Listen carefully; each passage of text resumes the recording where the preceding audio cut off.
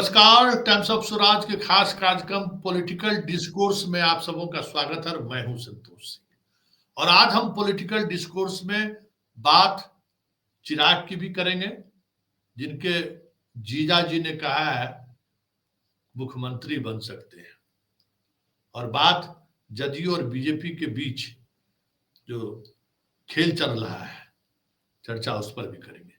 क्योंकि दिखाने के लिए भले ये दिखाया जा रहा है कि एनडीए में सब कुछ ऑल इज वेल है, लेकिन रह रह कर चिराग पासवान का बयान आना और अभी तक सीटों का बंटवारे को लेकर किसी भी स्तर पर बैठक का ना होना और उस बीच नीतीश द्वारा उम्मीदवारों की घोषणा, मतलब क्या है। सीधे चलेंगे मयंक जी के पास और समझना चाहेंगे कि आखिर हो क्या रहा है। जी, स्वागत है आपका। जी, धन्यवाद। हाँ, पॉलिटिकल डिस्कोर्स में आज इस डिस्कोर्स को समझा जाए कि चिराग के जीजा जी ने आज फिर कह दिया कि मुख्यमंत्री बनेंगे। जनता उनको चाहे तो वो अगले मुख्यमंत्री होंगे, वो तो अब इतर बात हुई। दूसरी बात, मोदी भी आ रहे हैं, आज नड्डा भी आए, कोर कमेटी की बैठक भी हो रही है, अमित शाह भी आ रहे हैं, लेकिन अभी तक सीटों का बंटवारा अभी तक हुआ नहीं है। अगर मान लीजिए कि एसआईआर नहीं होता, तब तक तो आचार संहिता उल्लंघन, आचार संहिता की घोषणा हो गई रहती। पिछली बार 25 सितंबर को लागू हो गया था। क्या लगता है कि हो क्या रहा है? देखिए, दो चीजें हैं कि अभी बिहार इलेक्शन मोड में जा चुका है। आपने जिस तरीके से कहा कि प्रधानमंत्री आ रहे हैं, गृह मंत्री आ रहे हैं, भाजपा के जो अभी राष्ट्रीय अध्यक्ष हैं, देश के स्वास्थ्य मंत्री हैं जेपी नड्डा, वो हैं। तो ये स्पष्ट है कि बिहार इलेक्शन मोड में पीयूष गोयल आके गए हैं बिहार। तो बिहार इलेक्शन मोड में आ रहा। राहुल गांधी ने 16 दिन की यात्रा की एसआईआर को लेकर के, तो बिहार इलेक्शन मोड में है। ये बड़ा स्पष्ट है। और सीट शेयरिंग को लेकर के जो चीजें फाइनल दौर में या तमाम चीजें चल रही हैं। जहां तक चिराग का सवाल है, देखिए, चिराग दबाव बनाने की राजनीति आज से नहीं कर रहे हैं। 2020 में जो वो अलग हुए, उससे पहले कई महीने तक दबाव बनाने की राजनीति उन्होंने की। जो उन्होंने दबाव बनाने की राजनीति की, उसी की वजह से नीतीश जी ने किसी भी हाल में उनको 15-16 से ज्यादा सीटें देने से मना कर दिया और उनको जाना पड़ा छोड़ के। ये बड़ा स्पष्ट है कि ये दबाव बनाने की राजनीति है कि हम एक बड़ा सीट लें। क्योंकि देखिए, एक चीज स्पष्ट है संतोष जी कि अगर 6 विधानसभा सीट पर 1 लोकसभा सीट है बिहार में, जो स्पष्ट दिखता है 40 लोकसभा सीट के हिसाब से, तो अगर है तो 30 विधानसभा सीटें तो किसी कीमत पे चिराग पासवान को नहीं मिलेगी।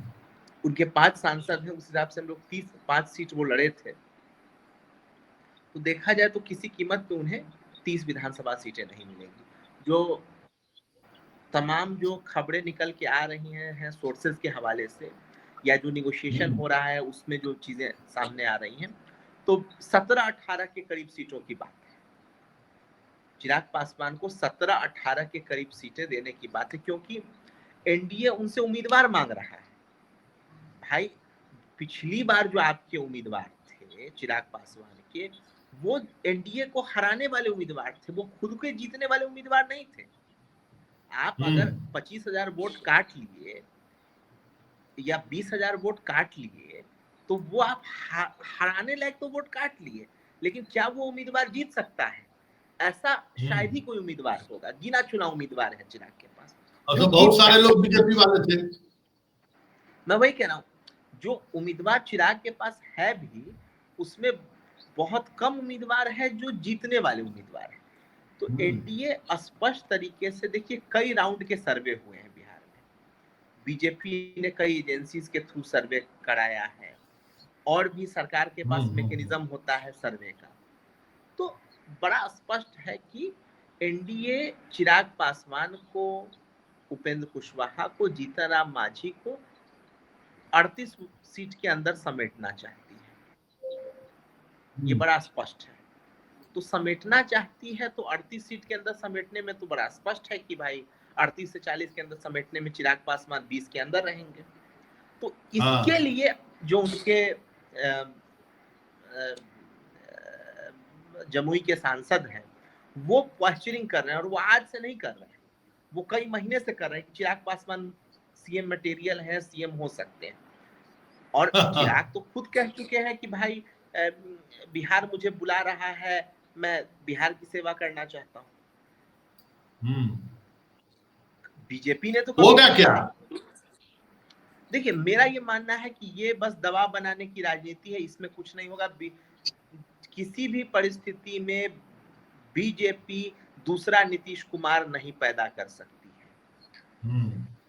उन्होंने जो अपने अपने लीडरशिप को डेवलप करने की 2013 से कोशिश की, 2013 में जब नीतीश कुमार बीजेपी को छोड़ के गए प्रधानमंत्री के मुद्दे पर, तब से बीजेपी लीडरशिप डेवलप करने की कोशिश कर रही। सुशील मोदी के जिम्मे 2015 का विधानसभा चुनाव दिया गया था, आपको याद होगा। 2013 के गठबंधन टूटने के बाद सुशील मोदी को लीडरशिप दी गई थी, उससे पहले भी सुशील मोदी के पास लीडरशिप थी, लेकिन सुशील मोदी के पास को लीडरशिप दी गई थी। वो बड़े एग्रेसिव थे नीतीश कुमार पे, लालू यादव पे। 2000 उन पे इन्वेस्ट किया गया पार्टी द्वारा। वो आखिरी में 2020 आते आते वो हुआ कि भाई अब हमें आगे देखना है। तो मुझे नहीं लगता कि चिराग पासवान को लेकर के भाजपा में कोई टेंशन है। भाजपा ये अच्छे से जानती है चिराग जाएंगे कहाँ। भाई सीधी बात है ना कि अगर आप कहेंगे कि हम अपने दम पे चुनाव लड़ेंगे, तो केंद्रीय मंत्रिमंडल से इस्तीफा 2020 वाली बात नहीं है। 2020 में चिराग पासवान जमुई के सिर्फ सांसद थे। इस बार चिराग पासवान को केंद्रीय मंत्रिमंडल से इस्तीफा देना पड़ेगा अगर इस तरीके की बात हुई। तो मुझे नहीं लगता कि इस बात में कोई दम है। ये दबाव बनाने की रणनीति है कि भाई ज्यादा से ज्यादा हमें सीटें मिल जाए, जो होता दिख नहीं रहा है, मिलता दिख नहीं रहा है। भाजपा किसी मूड में नहीं है कि वो किसी दूसरे को लीडरशिप दे, क्योंकि उनको पता है कि नीतीश कुमार का ये लास्ट फेज है। साल भर 2 साल नीतीश कुमार रहेंगे, उसके बाद नीतीश कुमार बहुत दिन रहे तो साल 2 साल रहेंगे, उसके बाद नीतीश कुमार कहीं से भी नहीं है, मतलब कि लीडरशिप के लिए। तो बीजेपी अपनी तैयारी कर रही है, उन्होंने इन्वेस्ट किया है लोगों पे, उन्होंने सम्राट चौधरी पे इन्वेस्ट किया है। वो किसी नए लीडर को भी ला सकती है अगर उनको लगेगा कि हाँ हमारे पास एक माहौल है।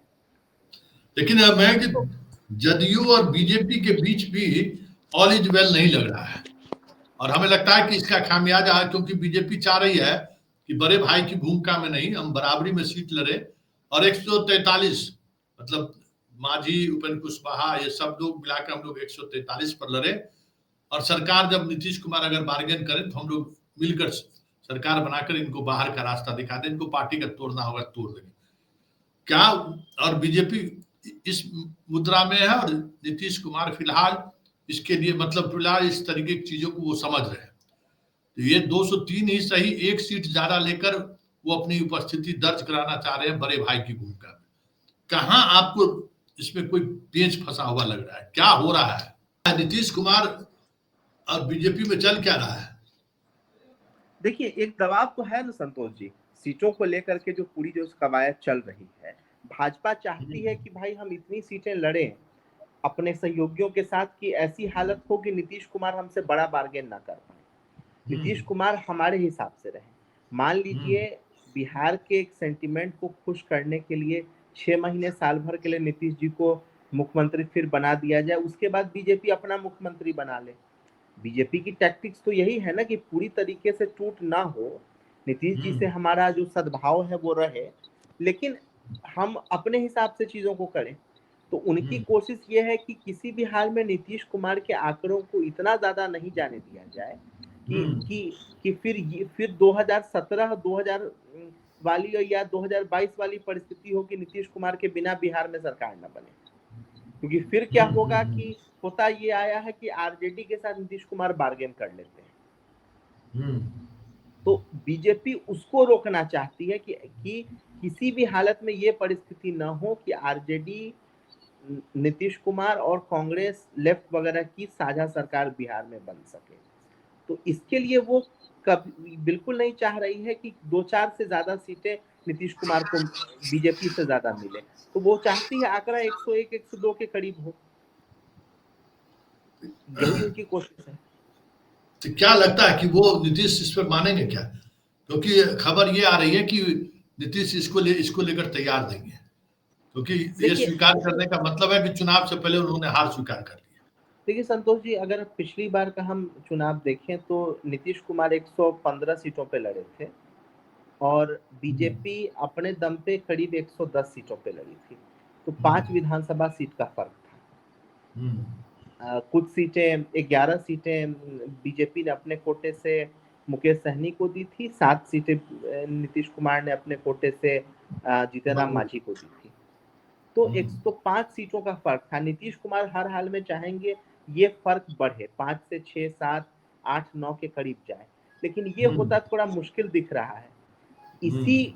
इसी को करवाने के लिए उन्होंने एक सीट लोकसभा चुनाव में कम लड़ा, ये भी याद रखिए। एक सीट जो नीतीश कुमार लोकसभा में कम लड़े कि उन्होंने बीजेपी को बड़ा भाई बनने दिया, कि उनको ये था कि भाई विधानसभा में हम बड़ा भाई बने। हाँ। तो अब तो सारी जिम्मेदारी संजय झा, ललन सिंह की है, जो 2 लोग जो निगोशिएट कर रहे हैं नीतीश कुमार के बिहाफ पे बीजेपी से, उनकी जिम्मेदारी है कि वो नीतीश कुमार के लिए डिलीवर करें जो नीतीश कुमार चाहते हैं। सारा खेल तो उसका है। क्या लगता है क्या होगा? इतना आसान नहीं होगा। बीजेपी जिस तरीके से बीजेपी को महाराष्ट्र, हरियाणा वगैरह में, दिल्ली वगैरह में जीत मिली है, जिस तरीके से उनको बीजेपी एक अपने दम पे बढ़ रही है, एक वो पोल बन ही चुकी है भारतीय राजनीति का। भाजपा बनाम कांग्रेसी राजनीति कई राज्यों में आधे हिंदुस्तान से ज्यादा में हो रही है। तो बीजेपी कोई बहुत ज्यादा लग्जरी देने को तैयार होगी नहीं नीतीश कुमार को, और ये एक बड़ी चुनौती होगी। अगर एक आध 2 सीट का फर्क रहा तो दिक्कत होगी। चलिए, बहुत बहुत धन्यवाद। जी। मतलब चुनाव से पहले ही नीतीश के सामने चुनौती है। अब देखना दिलचस्प होगा कि वो उस चुनौती को स्वीकार करते हैं या फिर आत्मसमर्पण करते हैं। चलिए, इस पॉलिटिकल डिस्कोर्स में आज इतना ही।